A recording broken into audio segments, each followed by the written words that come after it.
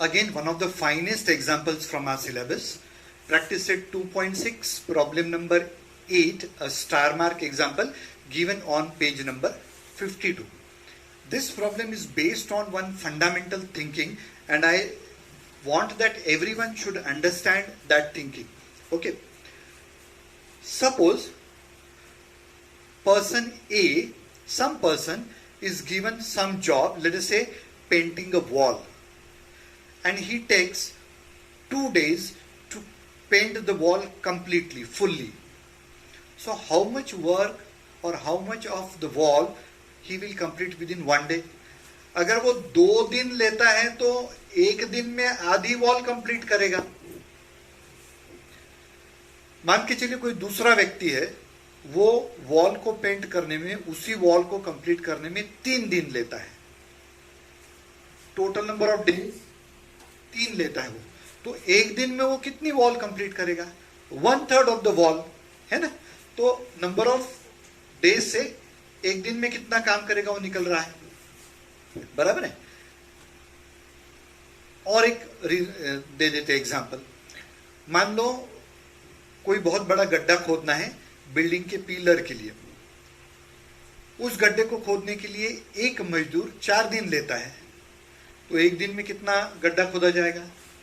4 दिन में पूरा होता है तो 1 दिन में 1/4 होगा. अब ये जो बात मैंने एक व्यक्ति के लिए कही, इसको हम लोग पहले जनरलाइज भी कर लेते. ठीक है. जनरलाइज क्या? इतने दिन, पूरे टोटल नंबर ऑफ डेज अगर इतने हैं तो 1 दिन में इतना काम हो जाएगा. नंबर ऑफ डेज 3 है तो 1 दिन में इतना काम होगा. नंबर ऑफ डेज 4 है तो 1 दिन में इतना काम होगा. तो नंबर ऑफ डेज अगर x है तो 1 दिन में कितना काम होगा? 1/x. तो ये एक बहुत इंपॉर्टेंट इंफॉर्मेशन है. टोटल नंबर ऑफ डेज अगर आपको मालूम है, कोई व्यक्ति किसी काम के लिए x डेज लेता है तो 1 दिन में वो कितना काम करेगा? 1/x. ये बहुत इंपॉर्टेंट कंक्लूजन है. ठीक है. अब ये बात जैसे एक व्यक्ति के लिए एप्लीकेबल है, वैसे ग्रुप के लिए भी है. मान लीजिए कोई एक क्लास है, लेट अस से 10th C, और उनको ये कहा जाए कि पूरा ग्राउंड आपको साफ करना है. अगर वो 2 दिन लेते हैं पूरे ग्राउंड को कंप्लीट करने में, तो 1 दिन में कितना ग्राउंड कंप्लीट होगा? आधा ग्राउंड. वही बात, 2 दिन में पूरा तो 1 दिन में आधा. दूसरा सेक्शन है, वो 5 दिन लेता है पूरा ग्राउंड कंप्लीट करने को, तो 1 दिन में कितना ग्राउंड कंप्लीट होगा? 1/5. इसका मतलब ये जो कंक्लूजन मैंने इंडिविजुअल के लिए निकाला था, एक व्यक्ति के लिए निकाला था, वो ग्रुप के लिए भी एप्लीकेबल है. एक ग्रुप कोई काम करने के लिए 5 दिन लेता है तो वो ग्रुप 1 दिन में 1/5 ऑफ द वर्क कंप्लीट करेगा. तो उसको जनरलाइज करेंगे तो क्या होगा? एक ग्रुप 1 दिन में टोटल नंबर ऑफ डेज वो x लेता है तो 1 दिन में कितना काम करेगा? 1/x. यानी ये जो कंक्लूजन मैंने एक व्यक्ति के लिए निकाला है वो ग्रुप के लिए भी एप्लीकेबल है. बहुत बड़ी इंपॉर्टेंट इंफॉर्मेशन आपने सीख ली कि टोटल नंबर ऑफ डेज से 1 दिन में कितना काम होता ये निकलता है. और ये बात as it is applicable for an individual, it is applicable to the group also, and both the concepts we are going to apply in this problem. Individual का भी और group का भी. Okay, let us start the problem. Okay, keep this in mind. What do you understand from this one? If you know the total number of days, then you can calculate work done within 1 day. Okay, तो इससे ये मिलता, उल्टा भी होता. 1 दिन में कितना काम करता है ये पता होगा तो टोटल नंबर ऑफ डेज कितने लगेंगे वो भी मिलता है ना. यानी टोटल नंबर ऑफ डेज से 1 दिन का काम और 1 दिन के काम से टोटल नंबर ऑफ डेज, दोनों तरीके से आप निकाल सकते हो.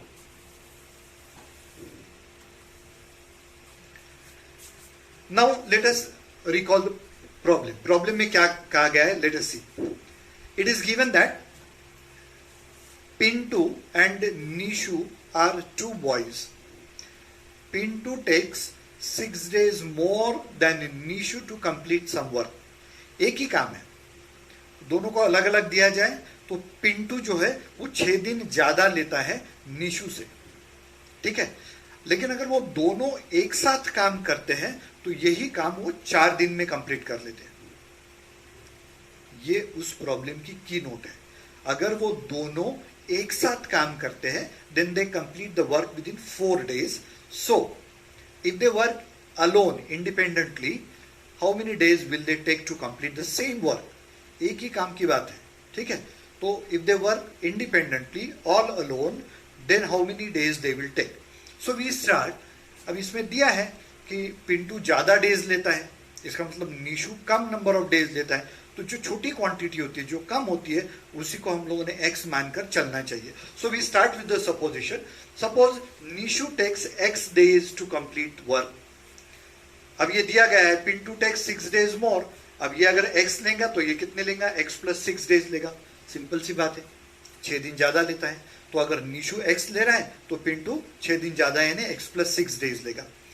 अब इंडिपेंडेंटली अलोन अगर वो अकेले अगर वो काम करते हैं तो, but we have seen recently just now कि if you know the total number of days to complete the work, you can calculate work done within 1 day. So that is what we are doing. In 1 day, work completed by Nishu will be equal to 1 upon x.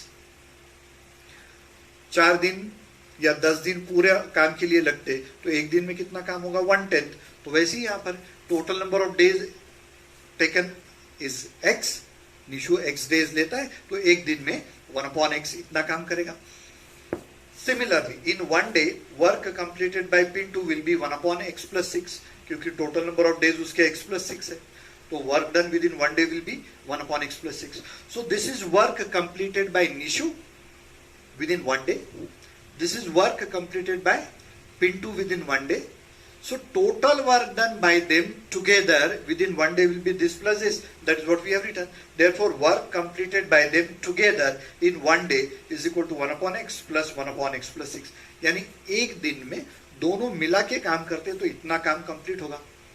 लेकिन हम लोगों को problem में दिया गया है if they work together they take 4 days, but together they complete 4 days to complete the work. ये दिया है प्रॉब्लम में, गिवन। तो अगर वो 4 दिन में पूरा काम करते, दोनों एक साथ काम करेंगे तो then work done by them within 1 day will be 1/4. Okay, therefore work completed by them together in 1 day is equal to 1/4. तो यानी हमने एक ही क्वांटिटी 2 बार कैलकुलेट की। Work completed by them together in 1 day इतना आया, work completed by them together in 1 day ये 1/4 आ गया। तो जो उन्होंने एक दिन में काम किया था वो कितना है? 1/4 ऑफ द टोटल वर्क है। तो this is equal to this आएगा। Therefore from 1 and 2 1 by x plus 1 upon x plus 6 is equal to 1/4. तो formation of equation is most important. ये कैसे आया, ये important. How do we get this step?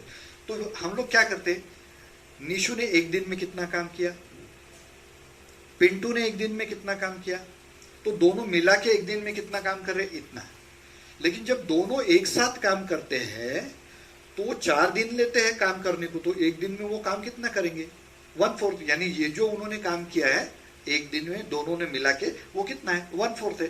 So you get this. Rest of the things are mechanical, यानी ये equation को solve करना आपको आराम से आ जाएगा। Therefore you get x is equal to 6 and x is equal to -4. अब ये एक्सप्लेन करने की मेरे ख्याल से जरूरत नहीं है। इधर मल्टीप्लाई करो, इधर मल्टीप्लाई करो, upon the product of the two is equal to 1/4. फिर क्रॉस मल्टीप्लाई करो, सिंप्लीफाई करते जाओ, you get 2 values of x is equal to 6 and x is equal to -4. लेकिन x तो नंबर ऑफ डेज है, नंबर ऑफ डेज कैसे negative रह सकता? तो निगेटिव नहीं रह सकता, इसलिए -4 is discarded, hence x is equal to 6. लेकिन x क्या था? Nishu takes number of days ना, तो यहां पर हमने आंसर लिखा। Therefore the number of days Nishu takes alone, अगर वो अकेला काम करता है तो वो कितने दिन में करेगा? 6 दिन में करेगा। और पिंटू उससे भी 6 दिन ज्यादा लेता है, यानी कितने लगेंगे? 12 दिन. Therefore number of days Pintu takes alone to complete the same work is equal to x plus 6, that is 6 plus 6 is equal to 12 days. यानी निशु 6 दिन में कंप्लीट करेगा और पिंटू 12 दिन में कंप्लीट करेगा. I think it is one of the best examples. Again, you need a lot of thinking, certain fundamentals which I told you before beginning the problem. they are very important to solve the example, and also writing practice to link the steps properly. Okay, so a good example. It has been asked in the board examination also.